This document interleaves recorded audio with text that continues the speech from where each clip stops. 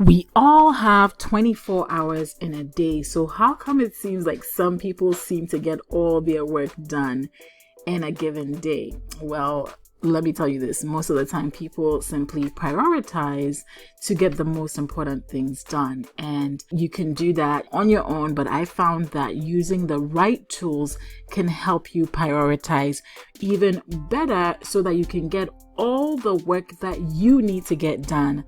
And in today's video, I'm going to be sharing with you 7 boss apps that will triple your productivity. You want to stay tuned and watch to the very end. If you're not already subscribed to this channel, make sure to smash that subscribe button to join our community. Now let's jump into the tools. The first tool is Meetingbird. Meetingbird is a scheduling / meeting app where you can schedule meetings with people. And so I have Meetingbird as a tool that I send out, especially to people that want to book, spots with me to do like a podcast interview or something. And the beautiful thing that is that it is linked to my Google Calendar. And so I have a scheduling link right here, and once I send this scheduling link to people, I already have predetermined hours during the week when they could schedule some time with me. It's about 5 hours every week, and those are my free hours that people can schedule to talk to me for like an hour or 45 minutes, whatever it is that they want to schedule. And I just send that out and people book it with me, and as soon as they book, it comes on my calendar. It shows up on my calendar. So Meetingbird is the very first boss app tool that will help you be productive. The second tool is Google Calendar, which I spoke about when I was talking about Meetingbird, and I use Google Calendar for everything. As you can see, I have podcast release dates, YouTube release dates. I have other meetings that I have with other people, podcast interviews that I have to do for other people's podcasts. All of these things are on my Google Calendar, and I can access Google Calendar on my phone or on the desktop. So this is really great for me because as I'm on the go or when I wake up in the morning, I'm able to review what I have for that day and then just get on with it. The third productivity tool is Asana, and Asana can be used to do just about anything. I use it primarily for content creation, but I've also used it with my mastermind to schedule meetings. I've used it to set goals and then track my goals. So Asana can really be a powerful tool. I use it mostly right now for my content calendar, and it's really helpful because I can just go into Asana and see, even though I have Google Calendar for when I want to release my podcast and when I want to release my YouTube videos, I still use Asana as a way to just basically make sure that the task does get done, and so be able to check it off and say, okay, this task was done. So that is what I use Asana for. Tool number 5 is Zoom Video, and I absolutely love Zoom because it is such a powerful video conferencing app. You can use it for free. If you're just 2 people, you can use it for free for an unlimited amount of time. If you have more than 2 people, you only have about 40 minutes, but if you only have a short meeting, then it's still useful.